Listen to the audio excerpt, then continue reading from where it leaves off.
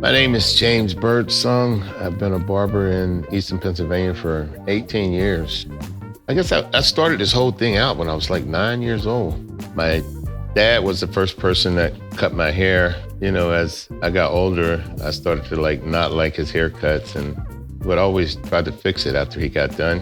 My brothers, they were interested. So I kind of practiced on them for a while. On the weekends, I would go in the back of the pool hall and I'd stack up crates for people to sit on while I give them a shape up. Yeah, I was trying to be this family person and it just kept developing and developing. Pretty soon, I was in the school.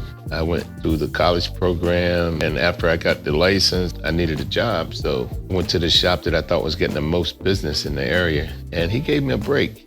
Worked there for like 16 months before I came back down to Easton, where my nephew owned the shop. I worked there for like a year before he turned the shop over to me.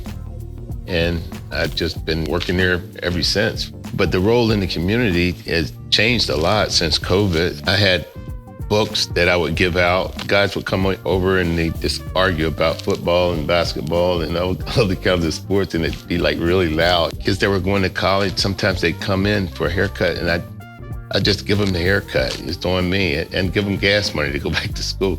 I was just so happy that people were doing things. Everybody gets sidetracked by what other people are doing rather than what you can do yourself. So I try to relay that to people, and when they have ideas about doing different things, then the first thing I would do, especially like with kids sitting in my chair, they're saying, well, they're gonna go to school for this, they're gonna go to school for that. So I would ask them questions to see what they really like. People try to do everything that other people do to be successful other than what they're good at themselves.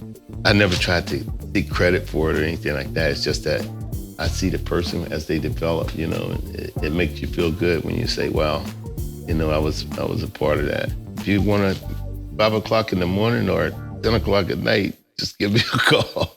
I'll be there.